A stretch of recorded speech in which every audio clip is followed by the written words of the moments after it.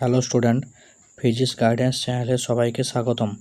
তোমাদের একাদশ শ্রেণীর প্রশ্নবিচিত্রা বইয়ের যে মডেল কোশ্চেন পেপার সেটগুলি রয়েছে সেইগুলি আমরা এই ভিডিওর মাধ্যমে এক এক করে আলোচনা করব। তো প্রত্যেকেই ভিডিওগুলি শুরু থেকে শেষ পর্যন্ত অবশ্যই দেখবে। চ্যানেলে নতুন হলে চ্যানেলটি সাবস্ক্রাইব করবে এবং বন্ধুদের সঙ্গে শেয়ার করবে। তো চলো দেরি না করে শুরু করি। আজকে আমরা আলোচনা করব মডেল কোশ্চেন পেপার 5। তো কোশ্চেন নাম্বার 1 বলেছে একটি ধাতব দণ্ডের পরীক্ষালব্ধ দৈর্ঘ্য 24.8514 সেমি।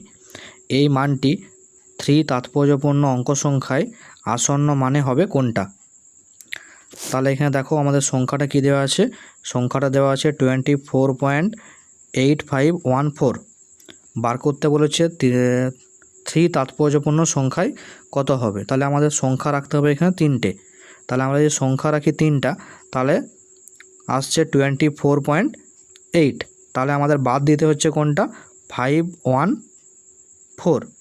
তাহলে যেহেতু যেটা আমরা বাদ দিচ্ছি তার দেখো ফার্স্ট সংখ্যা যেহেতু 5, এই জন্য আমি কী করবো, আগে আমি 1 যোগ করব। তাহলে আমাদের সংখ্যাটা কি হয়ে যাবে 24.9 সেমি। তাহলে আমাদের অ্যান্সার কি হয়ে যাবে 24.9 সেমি। তাহলে আমাদের অ্যান্সার হবে অপশান এ। কোয়েশ্চেন নাম্বার 2 বলেছে 0.0579990 সংখ্যাটিতে তাৎপর্যপূর্ণ অঙ্ক সংখ্যা হলো কোনটা? তাই দেখো সংখ্যাটা আমাদের কী দেওয়া আছে 0.0579990। তাহলে এখানে দেখো প্রথমে 0.0, তার মানে এইগুলো তাৎপর্যপূর্ণ সংখ্যা নয়। তাহলে আমাদের সংখ্যা কতগুলো পাচ্ছি 57990। কটা সংখ্যা হলো 5টা। তাহলে এখানে তাৎপর্যপূর্ণ সংখ্যা কটি আছে 5টি।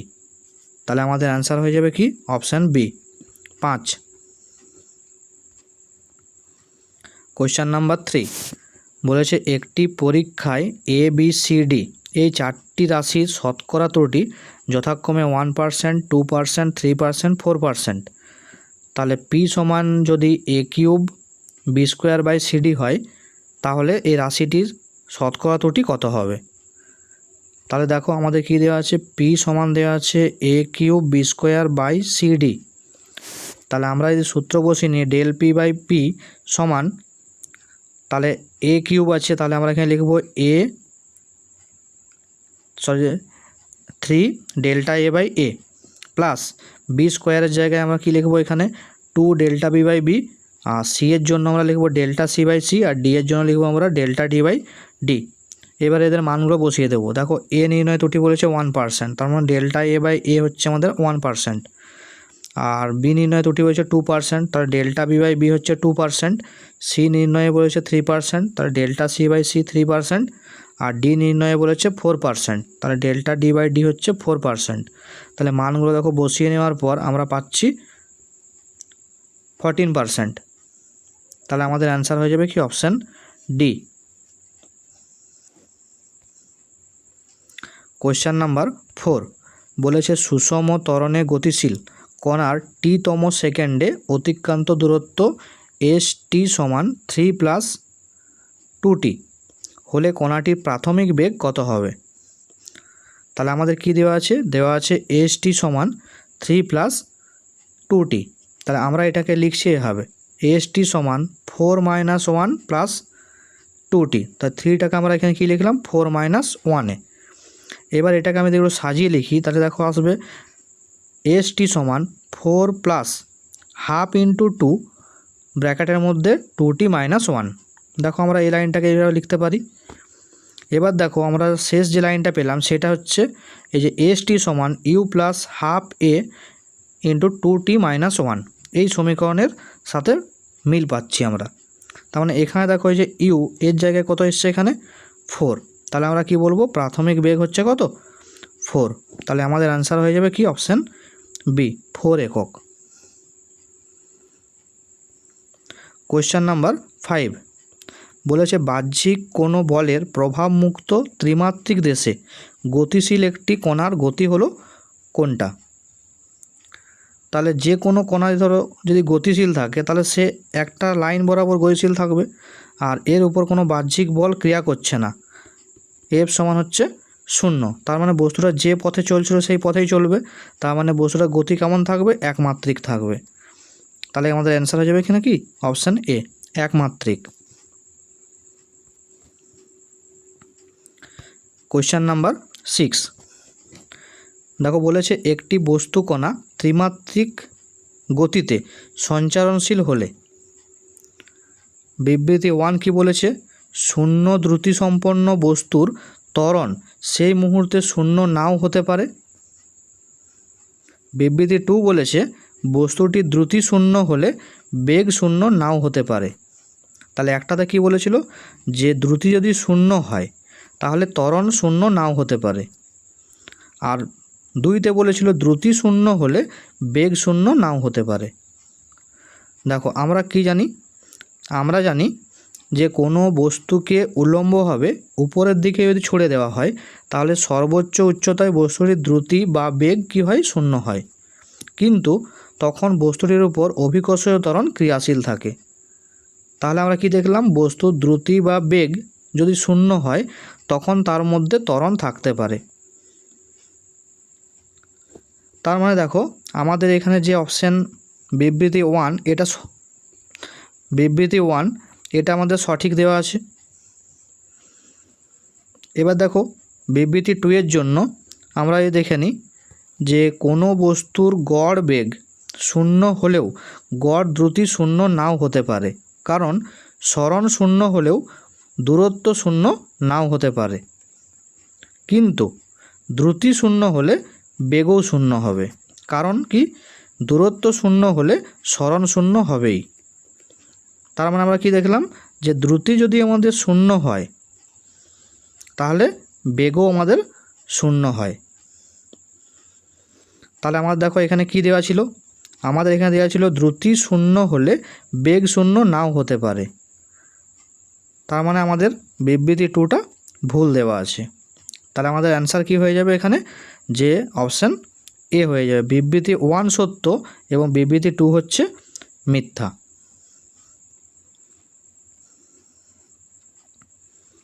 এবার দেখো কোয়েশ্চেন নাম্বার 7 বলেছে একটি বস্তু কণা স্থির অবস্থা থেকে সমত্বরণে যাত্রা শুরু করে প্রথমে 2 সেকেন্ডে এক্স পথ, পরের 2 সেকেন্ডে ওয়াই পথ অতিক্রম করলো।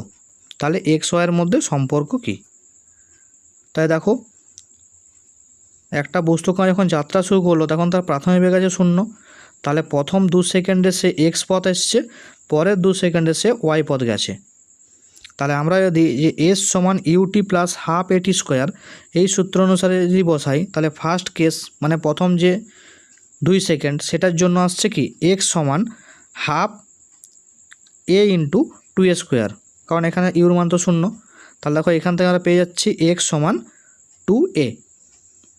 এবারে হচ্ছে পরবর্তী ক্ষেত্রে সেকেন্ড কেস, এখানটা আমরা যদি প্রথম থেকে ধরি আবার তাহলে আসছে দেখো প্রথমে এক্স আর পরে ওয়াই, তাহলে টোটাল দূরত্ব হচ্ছে কত? X plus Y. তাহলে এক্স প্লাস ওয়াই সমান হাফ এ ইন্টু সময় দেখো এখানে 2 সেকেন্ড, পরে 2 সেকেন্ড মানে 4 সেকেন্ড, তাহলে 4 স্কোয়ার।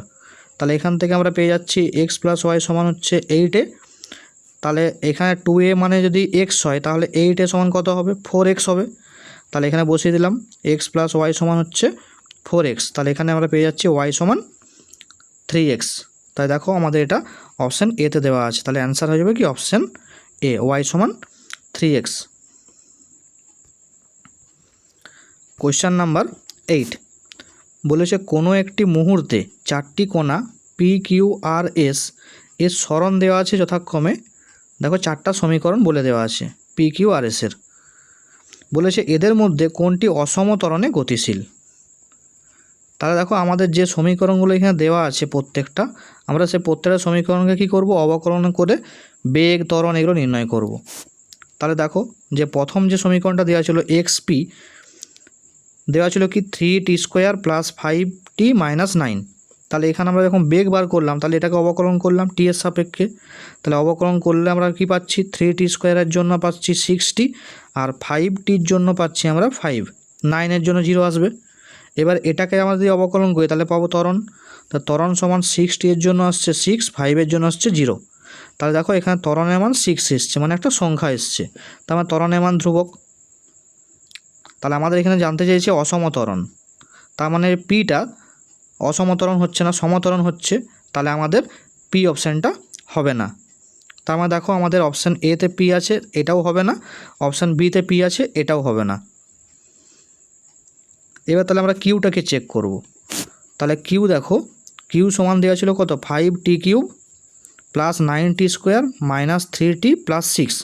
তাহলে এখানে আমরা যদি অবকলন করে নিই তাহলে বেগ পেয়ে যাব। তাহলে প্রথমটার জন্য আসবে 5t³ এর জন্য আসবে 15t², 9t² এর জন্য আসবে 18t, মাইনাস 3tর জন্য আসবে -3, আর 6-এর জন্য 0। এটাকে আবার যদি অবকলন করি তাহলে আমরা পেয়ে যাব ত্বরণ। তাহলে এখানে আসছে 15t² এর জন্য আসবে 30t, আর 18t এর জন্য আসবে 18, আর 3-এর জন্য 0। তাই দেখো এখানে যে ত্বরণের মানটা আমরা পেলাম সেটা টি এর উপর নির্ভর করছে, তার মানে এখানে ত্বরণটা হচ্ছে সুষম ত্বরণ নয়, অসম ত্বরণ রয়েছে এটা।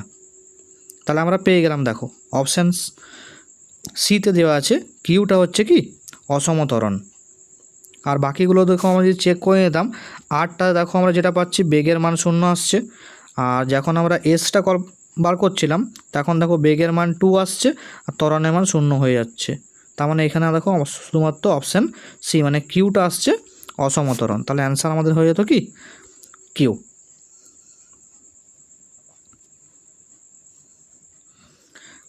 এবার দেখো কোয়েশ্চেন নাম্বার 9 বলেছে একটি বস্তুকে খাড়া উপরের দিকে ছোড়া হলো, বস্তুটির দ্রুতি ভি এবং সময় টি এর লেখো কেমন হবে। তাই দেখো কী বলেছে, একটা বস্তুকে উপরের দিকে ছুড়ে দেওয়া হয়েছে, তাহলে দ্রুতি আর হচ্ছে সময় এর লেখচিত্র অঙ্কন করতে বলেছে। তাহলে দেখো আমরা যদি কোনো বস্তুকে যদি উপর দিকে ছুড়ে দিই তখন তার বেগের মান কী হয়, আস্তে আস্তে কমতে থাকে, সর্বোচ্চ বিন্দুতে গিয়ে 0 হয়ে যায়। তারপর আবার যখন বস্তুটা নিচের দিকে পড়ে তখন বেগের মান বাড়তে থাকে।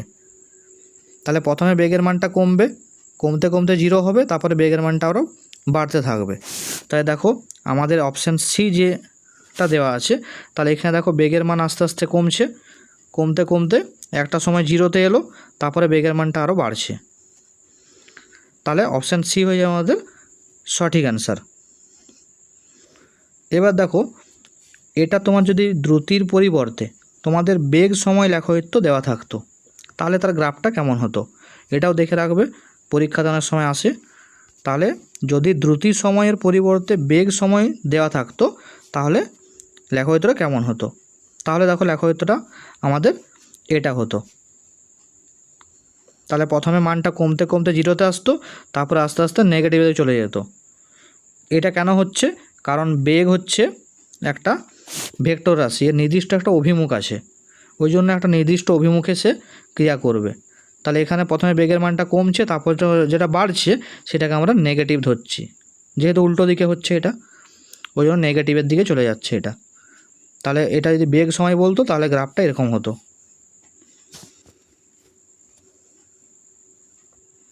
এবার দেখো কোয়েশ্চেন নাম্বার 10 বলেছে দুটি গতিশীল কণার সরণ সময় লেখচিত্র এক্স অক্ষের সঙ্গে 30 ডিগ্রি এবং 45 ডিগ্রি কোণ করে রয়েছে, এদের গতিবেগের অনুপাত কত হবে। তাই দেখো আমাদের এখানে বলেছে সরণ সময় লেখচিত্র, তাহলে আমরা বেগ সমান কী জানি, সরণ বাই সময়। তাহলে এখানে সরণ বাই সময়, সরণটা আমরা যদি লম্ব ধরি আর সময়টাকে যদি ভূমি ধরি তাহলে লম্ব বাই ভূমি সমান আমরা ট্যান থিটা জানি, তাহলে আমরা ভি সমান পেয়ে যাচ্ছি কত, ট্যান থিটা। তাহলে আমরা যদি অনুপাত বার করে নিই তাহলে V1 আর V2 দুটো বেগ যদি ধরে নিই তাহলে V1 সমান লিখব ট্যান 30 ডিগ্রি, আর V2-র জায়গায় আমরা কী লিখব, ট্যান 45 ডিগ্রি।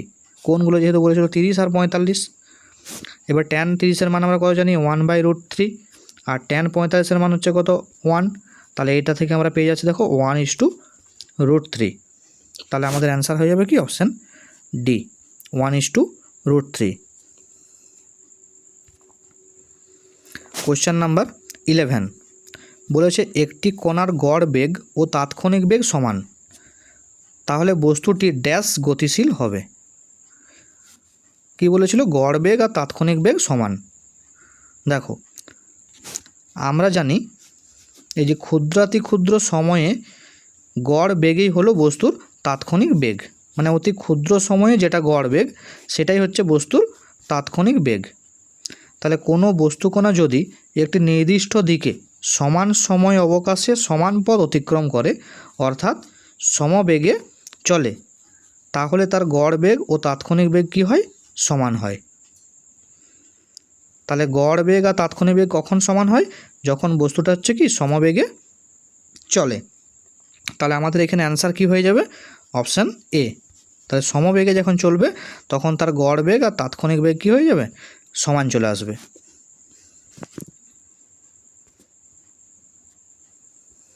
এবার দেখো কোয়েশ্চেন নাম্বার 12 বলেছে দুটি বলের লব্ধি সর্বোচ্চ ও সর্বনিম্ন মানের অনুপাত 7:4। বল দুটির মানের অনুপাত কত হবে? তাহলে আমাদের কি বলেছে? বল দুটির লব্ধি সর্বোচ্চ সর্বনিম্ন মানের অনুপাতটা বলে দেওয়া আছে। তাহলে আমরা জানি বলের হচ্ছে লব্ধির মান সর্বোচ্চ যখন হয় তখন বল দুটির যোগফল হয়, আর যখন সর্বনিম্ন হয় তখন বল দুটির বিয়োগফল হয়। তাহলে আমরা যদি এখানে লিখে নিই যে F1 আর F2 আছে দুটো বল, তাহলে F1 + F2 / F1 - F2 সমান 7:4। তাহলে এটাকে দেখো আমরা যদি সমাধান করে নিই, সমাধান করার পর কি পাচ্ছি যে F1 / F2 সমান হচ্ছে কি 11/3। তাহলে আমাদের অ্যান্সার হয়ে যাবে কি দুটো বলের অনুপাত হচ্ছে 11:3। তাহলে অপশান ডি হয়ে যাবে আমাদের সঠিক। এবার দেখো কোয়েশ্চেন নাম্বার 13 বলেছে এ ভেক্টর ও বি ভেক্টর দুটি একতলীয় ভেক্টর, অন্য একটি ভেক্টর সি ভেক্টর অন্য একটি তলের উপর অবস্থিত। তাহলে এই ক্ষেত্রে ভেক্টর তিনটির লব্ধি কী হবে? তাহলে দেখো কি বলেছিল, এ ভেক্টর আর বি ভেক্টর হচ্ছে দুটি একতলীয় ভেক্টর, তার মানে এ আর বি হচ্ছে একটা তলে অবস্থিত। তার মানে ধরো এটা যদি আমাদের একটা তল হয় তাহলে এখানে এ বি রয়েছে। অন্য একটি ভেক্টর সি এটা অন্য একটি তলে অবস্থিত, তাহলে এটা একটা অন্য তলে রয়েছে।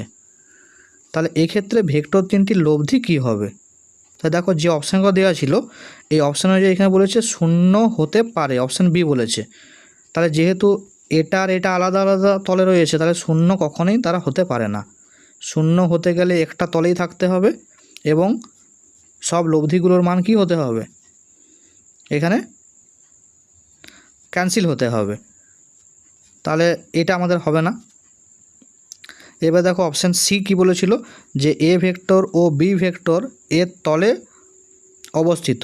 তাহলে দেখো যেহেতু এটা আলাদা তলে এটা আলাদা তলে অবস্থিত তাই লব্ধি কখনোই বলতে পারবো না যে কোন তলে অবস্থিত হবে, তাহলে আমাদের এটাও হবে না। একই শর্তে আমাদের ডিটাও হবে না, কারণ সি তলেও অবস্থিত হওয়া সম্ভব নয়। তাহলে এখানে কি হবে? 0 হবে না।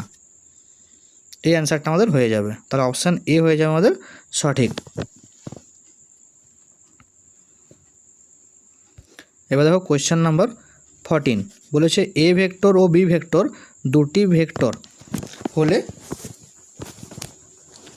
এ ক্রস বি ও বি ক্রস এ এদের মধ্যবর্তী কোণ কত হবে?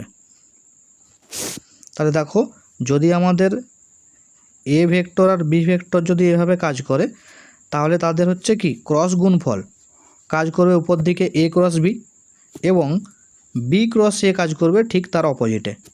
তাহলে এখানে দেখো এ cross B R B cross A এদের যে মধ্যবর্তী কোণ এটা একটা সরল কোণ অর্থাৎ 180 ডিগ্রি বা পাই। তাহলে এদের মধ্যবর্তী কোণ কত হয়ে যাবে? 180 ডিগ্রি বা পাই। তাহলে আমাদের হয়ে যাবে কি অপশান ডি হয়ে যাবে এখানে সঠিক অ্যান্সার। কোয়েশ্চেন নাম্বার 15 বলেছে একটি বস্তুকে ভূমি থেকে ভি ভেক্টর সমান 3i cap plus 10j cap metre per second বেগে নিক্ষেপ করা হলো, বস্তুটির সর্বাধিক উচ্চতা কত?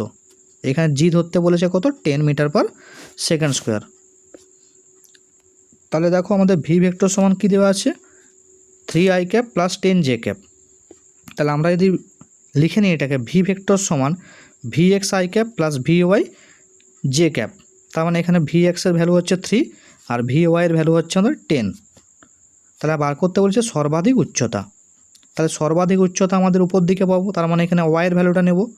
তাহলে এইচ সমান আমরা কি জানি? সর্বাধিক উচ্চতা vy² বাই 2g। তাহলে এটা আমরা ধরে নেব। তাহলে এখানে মানগুলো ধরে বসিয়ে নিচ্ছি। তাহলে ভি ওয়াইয়ের মান এখানে কত পেয়েছিলাম 10, তাহলে 10 × 10/2 × 10, জি 10 দেওয়া ছিল, তাহলে আমরা মান দেখো পেয়ে যাচ্ছি কত 5 মিটার। তাহলে আমাদের অ্যান্সার কী হয়ে যাবে অপশান এ 5 মিটার।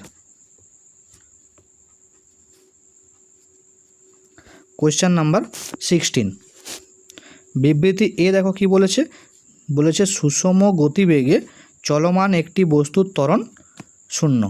তার মানে সুষম বেগ মানে যদি একটা ধ্রুবক বেগে কোনো একটা বস্তু চলে তাহলে তার ত্বরণ 0 হয়। তাহলে এটা সত্য, বিবৃতি এ হচ্ছে সত্য, কারণ বেগের মান যদি ধ্রুবক হয় তাহলে ত্বরণের মান 0 হবে। কারণ কি বলেছে, কারণ বলেছে বস্তুটির উপর ক্রিয়াশীল বলগুলির লব্ধি হচ্ছে 0।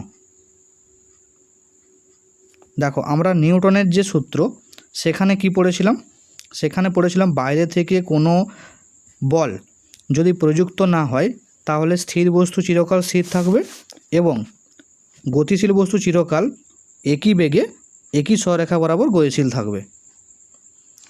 তার মানে দেখো এখানে বস্তুটা সুষম বেগে গতিশীল, তার মানে বস্তুর মধ্যে কোনো ত্বরণ নেই, তার মানে বস্তুর উপর টোটাল যে নেট বলটা সেটা 0। তাহলে বস্তুর উপর বলেছে যে ক্রিয়াশীল বলগুলির লব্ধি হচ্ছে 0, তাহলে কারণটাও আমাদের এখানে সঠিক আছে এবং বিবৃতি এর সঠিক কারণও হচ্ছে কি আর। তাহলে আমাদের এখানে অ্যান্সার কি হয়ে যাবে অপশান এ হয়ে যাবে সঠিক। এ এবং আর উভয়ে সঠিক এবং আর হলো এর সঠিক ব্যাখ্যা।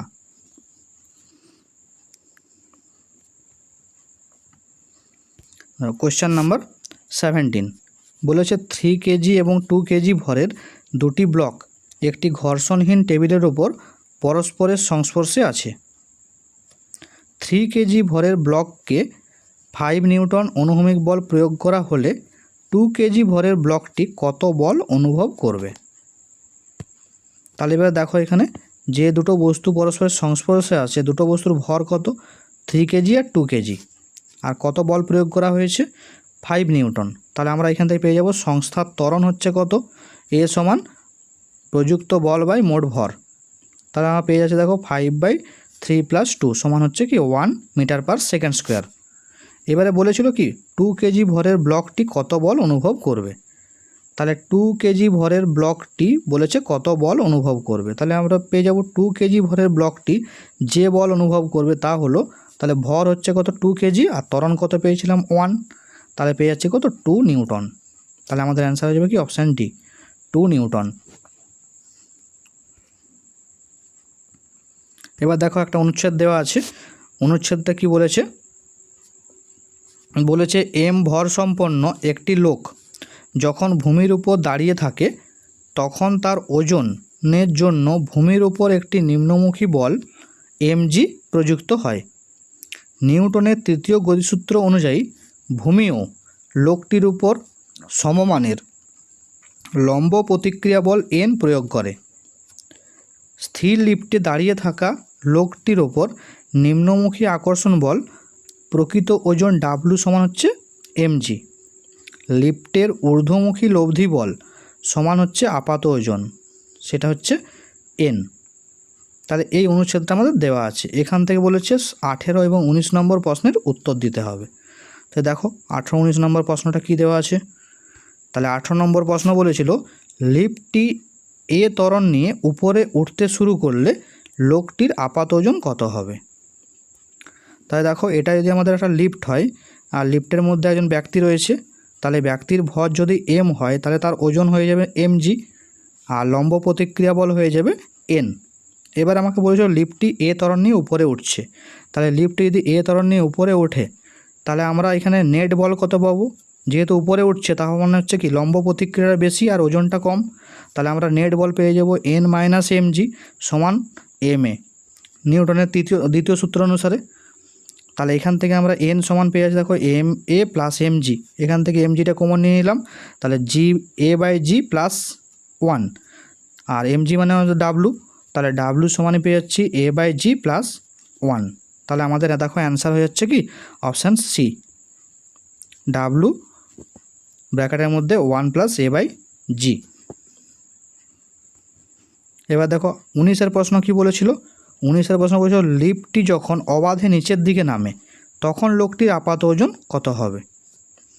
তাহলে সে আবার দেখো সেই লিফটের মধ্যে যদি ব্যক্তি থাকে তার ওজন যদি ভর যদি এম হয় তাহলে ওজন কত হবে mg, আর লম্ব প্রতিক্রিয়া বল হচ্ছে n। লিফটটি বলেছে অবাধে নিচের দিকে নামছে, তার মানে জি নিয়ে নামছে। তাহলে এখানে আমরা কি করব, নেট বল বসাবো, যেহেতু নিচের দিকে নামছে তাহলে mg বেশি n কম, তাহলে নেট বল হচ্ছে কি mg মাইনাস n সমানই হচ্ছে কি m a, এখানে a মানে হচ্ছে g। তাহলে এখান থেকে আমরা যদি n বার করি তাহলে n সমান হচ্ছে mg মাইনাস mg সমান 0। তার মানে লোকটির হচ্ছে কি আপাত ওজন হয়ে যাবে 0। তাহলে অপশান ডি হয়ে যাবে আমাদের সঠিক অ্যান্সার। কোয়েশ্চেন নাম্বার 20 বলেছে বি ব্লকের উপর একটি ঘাত বল প্রয়োগের ফলে সেটি ভি প্রাথমিক বেগ নিয়ে অনুভূমিক তল বরাবর চলতে শুরু করলো। ব্লক এবং তলটির মধ্যে চলঘর্ষণ গুণাঙ্ক মিউ হলে ব্লকটি কত সময় পর থামবে। তাহলে দেখো আমাদের এই যে ব্লক, এই ব্লকটার ভর যদি এম হয় তাহলে আমরা ওজন পেয়ে যাব mg, লম্ব প্রতিক্রিয়া বল হচ্ছে n। তাহলে যেহেতু ব্লকটা ভি বেগ নিয়ে গতিশীল তাহলে তার গতির বিপরীত দিকে কাজ করবে ঘর্ষণ বল, তাহলে ঘর্ষণ বল F সমান হচ্ছে মিউ ইন্টু n। তাহলে n এখানে mgর সঙ্গে সমান, তাহলে পেয়ে যাচ্ছি মিউ mg। এবার আমরা যদি এখান থেকে ত্বরণ বার করে নিই তাহলে F/m সমান হচ্ছে a, তাহলে এখান থেকে পেয়ে যাচ্ছি a সমান হচ্ছে মিউ ইন্টু g।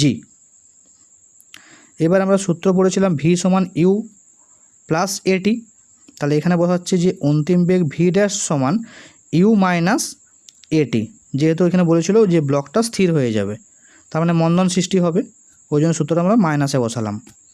তাহলে এখানে ভি ড্যাশের মান কি হবে 0, তাহলে আমরা এখান থেকে পেয়ে যাচ্ছি ভি সমানই হচ্ছে এটি, তাহলে টি সমান কি হবে v/a।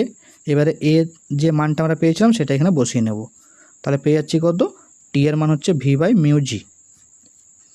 তাহলে দেখো আমাদের অ্যান্সার হচ্ছে কত, অপশান এ v/μg।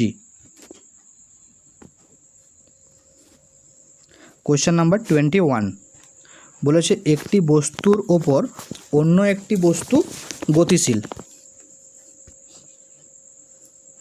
দ্বিতীয় বস্তুটি হঠাৎ স্থির হলে বস্তু দুটির তলের মধ্যে ঘর্ষণ বলের কি পরিবর্তন হবে। তাহলে কি বলেছিল, একটি বস্তুর উপর আরেকটা বস্তু গতিশীল রয়েছে, দ্বিতীয় বস্তু যদি হঠাৎ স্থির হয়ে যায় তাহলে ওই দুটো বস্তুর মধ্যবর্তী যে তল সেখানে ঘর্ষণ বলের কি পরিবর্তন হবে। দেখো আমরা জানি যে ঘর্ষণ বল হচ্ছে কি বস্তুর গতির বিরুদ্ধে ক্রিয়া করে, তাহলে এখানে যেহেতু বস্তুটি স্থির হয়ে যাচ্ছে তাই ঘর্ষণ বলও আর কাজ করতে পারবে না, অর্থাৎ ঘর্ষণ বল কত হয়ে যাবে 0 হয়ে যাবে। তাহলে এখানে অ্যান্সার আমাদের কি হয়ে যাবে, অপশান ডি 0 হবে।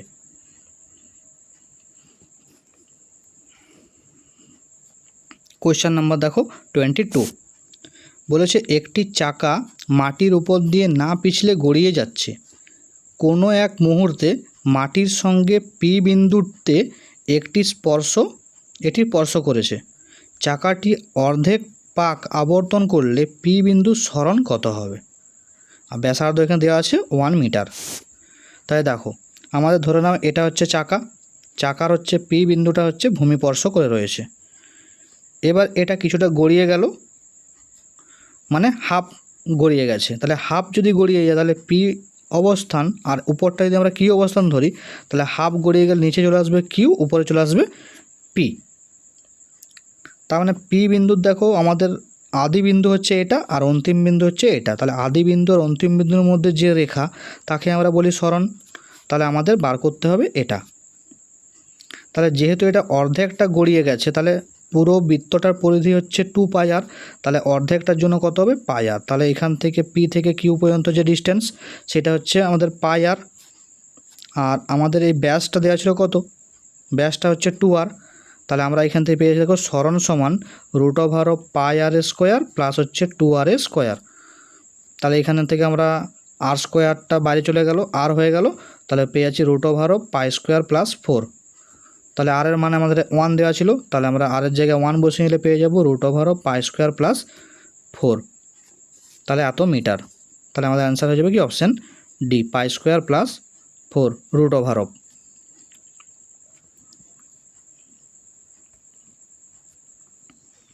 কোয়েশ্চেন নাম্বার 23 বলেছে M1 ও M2 ভরের দুটি গাড়ি R1 ও R2 ব্যাসার্ধের বৃত্তপথে ঘুরছে। যদি তারা একবার পূর্ণ আবর্তন করতে একই সময় নেয় তবে তাদের কৌণিক বেগের অনুপাত কত হবে? তাহলে দেখো, এই একটা ধরো বৃত্তাকার পথ যার ব্যাসার্ধ হচ্ছে কত R1, এখানে একটা M1 ভরের বস্তু আবর্তন করছে এবং সময় লেগেছে কত t। তাহলে আমরা এখানে পেয়ে যাব কৌণিক বেগ ω1 সমান 2π/t। 2π এটা হচ্ছে এখানে কৌণিক সরণ। এবার আরেকটা ধরো বৃত্তাকার পথ আছে যেটার ব্যাসার্ধ হচ্ছে R2, এখানে M2 ভরের একটা বস্তু যদি আবর্তন করে তাহলে তারও সময় যদি সে টি লাগে, তাহলে এখানেও আমরা পাবো কৌণিক বেগ ω2 সমান 2π/t। তাহলে এখানে দেখো ω1 আর ω2 দুটোর মানই হচ্ছে সমান। তাহলে আমাদের এখানে পেয়ে যাব কৌণিক বেগের অনুপাত হচ্ছে 1:1। তাহলে অপশান সি হয়ে যাবে আমাদের সঠিক অ্যান্সার। কোয়েশ্চেন নাম্বার 24 বলেছে m এবং 4m ভরের দুটি বস্তুর গতিশক্তির অনুপাত 2:1 হলে তাদের ভরবেগের অনুপাত কত হবে? তাহলে গতিশক্তির আর ভরবেগ এদের মধ্যে সম্পর্ক আমরা কী জানি, p সমান হয় রুট ওভার অফ 2ma। তাহলে এখান থেকে আমরা বলতে পারি p vary root over of me। তাহলে p1/p2 সমান কী লিখতে পারবো, root over of m1/m2 into e1/e2। এবার দেখো m1 আর m2 মান দেওয়া ছিল m আর হচ্ছে 4m, তাহলে মানটা বসিয়ে নিলাম। আর গতিশক্তির অনুপাত দেওয়া ছিল 2:1, তাহলে বইটা বসিয়ে নিলাম। তাহলে এখান থেকে দেখো আমরা পেয়ে যাচ্ছি কি p1 অনুপাত p2 সমান 1/√2। তাহলে আমাদের অ্যান্সার হয়ে যাবে কি অপশান এ, 1/√2। কোয়েশ্চেন নাম্বার 25 বলেছে একটি নির্দিষ্ট বল দ্বারা 3 কেজি ভর বিশিষ্ট বস্তুকে টি সেকেন্ডে s মিটার দূরত্ব সরিয়ে দিলে যেখানে s সমান কী দেওয়া আছে 1/3t², এই বল দ্বারা 2 সেকেন্ডে কৃতকার্য কত হবে? তাহলে আমাদের বার করতে বলেছে কার্য। তাহলে আমরা সূত্র কী জানি, কার্য সমান বল ইন্টু সরণ। এবারে আমরা বল সমান বসিয়ে নিলাম m ইন্টু এ, আর s থাকলো এখানে। তাহলে আমাদের এখান থেকে এই এটা আর এসের যে মানটা এটা বার করতে হবে। তাহলে আমাদের দেখো s দেওয়া ছিল কত t²/3। তাহলে এখান থেকে আমরা যদি অবকলন করে v বার করে নিই তাহলে v সমান পেয়ে যাচ্ছি কত 2/3t। এটাকে আবার যদি অবকলন করি তাহলে আমরা ত্বরণ পেয়ে যাব। তাই ত্বরণ a সমান হবে 2/3। তাহলে আমরা এবারে এখানে মানটা বসিয়ে নেব m এ এসে। তাহলে m এর মান আমাদের 3 দেওয়া ছিল, a কত পেলাম 2/3। এবার দেখো s, তাহলে 2 সেকেন্ড সময় বলেছিল, তাহলে 2 সেকেন্ডে আমরা যদি এখানে t এর পরিবর্তে 2 বসিয়ে নিই তাহলে আমরা s সমান পেয়ে যাচ্ছি 2a²/3। তাহলে এটা দেখো আমাদের সমাধান করলে পেয়ে যাচ্ছি 8/3 জুল। তাহলে দেখো আমাদের অ্যান্সার হয়ে যাবে কি option C, 8/3 joule. Question number 26 বলেছে m ভরের একটি বস্তু কে ক্ষমতা সম্পন্ন একটি মেশিন দ্বারা চালিত হচ্ছে। যদি বস্তুটি স্থির অবস্থা থেকে চলতে শুরু করে তবে t সময়ে বস্তুর ওপর প্রযুক্ত বল কত হবে? তাহলে এখানে দেখো ক্ষমতা বলেছে কে, তাহলে আমরা কি জানি ক্ষমতা সমান হচ্ছে কি কার্য বাই সময়। তাহলে আমরা লিখতে পারি কৃতকার্য সমান ক্ষমতা ইন্টু সময়, তাহলে কে ইন্টু টি সমানই হচ্ছে 1/2 m v²। মানে কৃতকার্য মানে আমরা জানি গতিশক্তির পরিবর্তন, তাই লিখতে পারি 1/2 m v²। তাহলে এখান থেকে আমরা ভিটা বার করে নিচ্ছি, ভি সমান পেয়ে যাচ্ছি কত রুট ওভার অফ 2kT/m। এবার আমরা বার করতে বলেছে বস্তুর উপর প্রযুক্ত বল কত হবে। তাহলে বল এফ সমান হচ্ছে m ইন্টু এ। তাহলে m ইন্টু এটা আমরা লিখতে পারি dv/dt। তাহলে আমরা আগে ভি পেয়েছিলাম, এটাকে আমরা অবকলন করে নেবো এখানে। তাহলে অবকলন করলে কি হবে, রুট ওভার হবে যে 2k/m, এটা ধ্রুবক রাশি, তাহলে এটা পড়ে থাকলো। আর রুট টি এটার হচ্ছে অবকলন করছে হবে কত 1/2 t⁻⁻²। তাহলে এখানে দেখো আমরা পেয়ে যাচ্ছি root over of mk/2 t⁻⁻²। তাহলে দেখো এটা আমাদের অপশান এতে দেওয়া আছে, তাহলে অ্যান্সার হয়ে যাবে আমাদের কি অপশান এ। কোয়েশ্চেন নাম্বার 27 বলেছে ভর অপরিবর্তিত রেখে পৃথিবীর ব্যাসার্ধ হঠাৎ অর্ধেক হলে দিন রাত্রির দৈর্ঘ্য কত হবে। তাহলে এখানে আমরা কী করব, কৌণিক ভরবেগের সংরক্ষণ সূত্র বসিয়ে নেব। তাহলে কৌণিক ভরবেগ আমরা কী জানি, এল সমান আই ওমেগা। তাহলে প্রথমে হচ্ছে I1 ওমেগা 1, পরে থাকছে I2 ওমেগা 2, এটা সমান হয়ে যাবে। আর পৃথিবীর জড়তা ভ্রামক আমরা জানি 2/5 mr², কারণ পৃথিবী একটা হচ্ছে নিরেট গোলক। তাহলে আমরা এখানে বসিয়ে নিচ্ছি যে 2/5 mr1² ইন্টু ওমেগা সমান হচ্ছে 2π/t1। একইভাবে আমরা I2 বসাবো 2/5 m, এখানে লিখে দেবো r2² না 2π/t2। তাহলে এখানে দেখো পেয়ে যাচ্ছে t2/t1 সমান r2/r1 তার হোল স্কোয়ার। তাহলে এখান থেকে t2 সমান লিখতে পারি, তাহলে হাফ, যেহেতু অর্ধেক বলেছে ব্যাসার্ধ, তাহলে হাফ তার স্কোয়ার ইন্টু হচ্ছে t1 এর মান হচ্ছে কত 24। তাহলে এখানে দেখো পেয়ে যাচ্ছে আমরা 6 ঘন্টা। তাহলে অ্যান্সার হয়ে যাবে কি 6 ঘন্টা, অপশান বি হয়ে যাবে সঠিক। কোয়েশ্চেন নাম্বার 28 বলেছে সংঘাত গুণাঙ্ক শূন্য হলে দুটি বস্তুর মধ্যে সংঘাতের পর কি হবে। বিবৃতি 1 দেখো কি বলেছে, বস্তু দুটি একই বেগে বিপরীত দিকে চলতে থাকবে। আর বিবৃতি 2 বলছে বস্তু দুটি পরস্পরের সঙ্গে আটকে যাবে। তাই দেখো সংঘাত গুণাঙ্কের মান যদি শূন্য হয় তাহলে যে সংঘর্ষটা হবে সেটা হবে একটা কি অস্থিতিস্থাপক সংঘর্ষ। আর অস্থিতিস্থাপক সংঘর্ষের ক্ষেত্রে দুটো বস্তু পরস্পরের সঙ্গে কী হয়, আটকে যায়, তারপরে একটা বেগ নিয়ে তারা চলতে থাকে।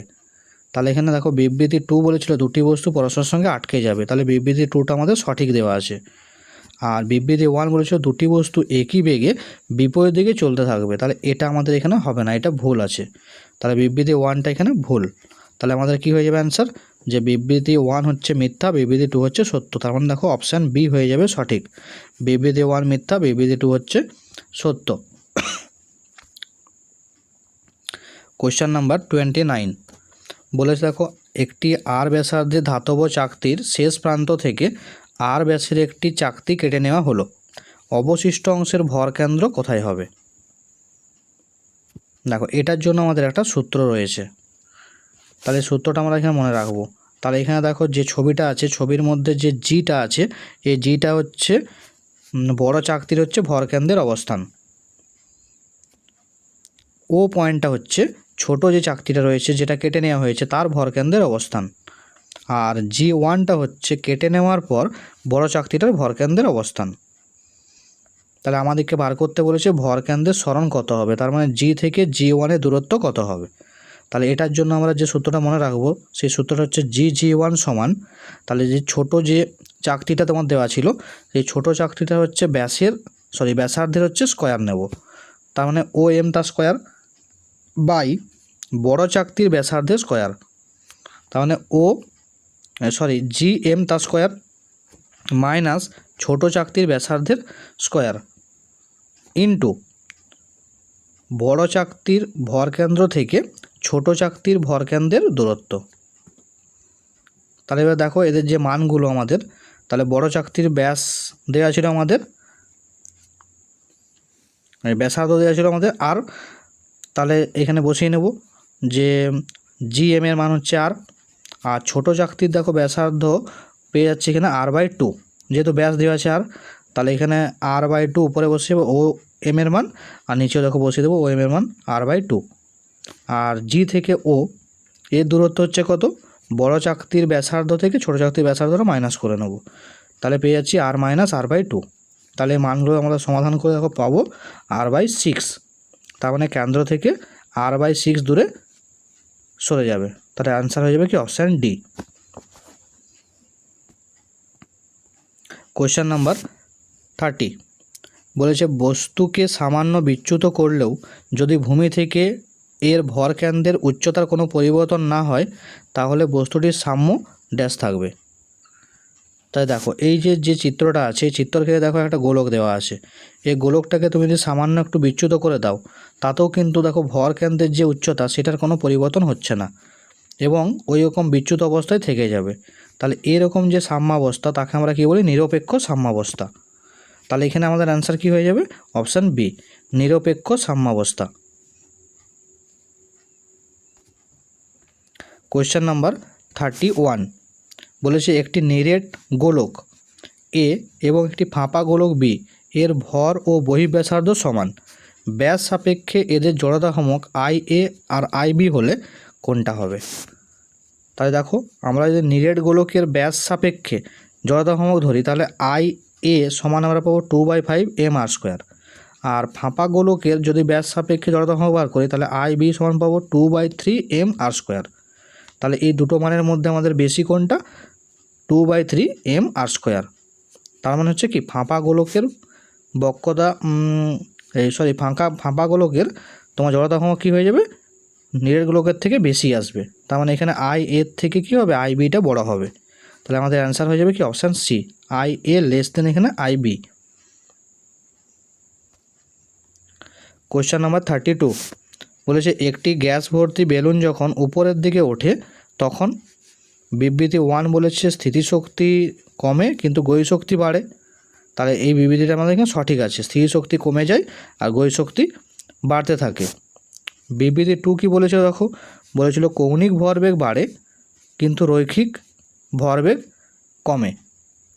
তাহলে কৌণিক ভরবেগ বাড়ে কিন্তু রৈখিক ভরবেগ কমে। তাহলে আমাদের দেখো এখানে গতিশক্তি বাড়ছিল, তাহলে গতিশক্তি বাড়ছিল মানে কি তার ভরবেগটাও বাড়বে। তাহলে এখানে বলেছে রৈখিক ভরবেগ কমে যায়, তার মানে এটা আমাদের বিবৃতিটা ভুল দেওয়া আছে, এটা ঠিক নেই। তার মানে আমাদের অ্যান্সার কী হয়ে যাবে? বিবৃতি 1 সঠিক, বিবৃতি 2 হচ্ছে মিথ্যা। তা দেখো আমাদের অপশান এ হয়ে যাবে সঠিক, বিবৃতি 1 সত্য, বিবৃতি 2 হচ্ছে মিথ্যা। কোয়েশ্চেন নাম্বার 33 বলেছে 20 গ্রাম ভরের এবং 10 সেন্টিমিটার ব্যাসার্ধ বিশিষ্ট একটি চাকতি 5 সেন্টিমিটার পার সেকেন্ড বেগে গড়িয়ে চলছে, চাকতির মোট গতিশক্তি কত হবে? তাহলে দেখো দেওয়া আছে কি, ভর দেওয়া আছে আমাদের 20 গ্রাম, ব্যাসার্ধ দেওয়া আছে 10 সেন্টিমিটার আর বেগটা দেওয়া আছে 5 centimetre per second.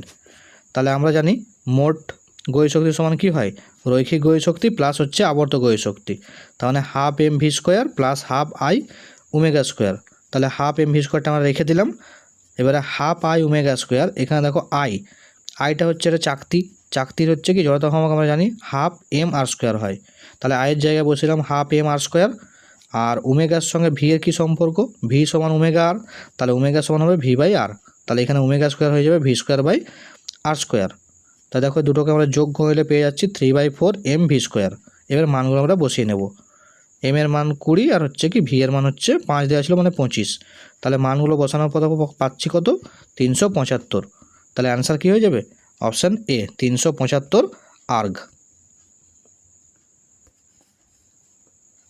Question number 34 বলেছে প্রদত্ত কোন অক্ষের সাপেক্ষে একটি গোল চাকতির জড়তা ভ্রামক সর্বাপেক্ষা কম হবে?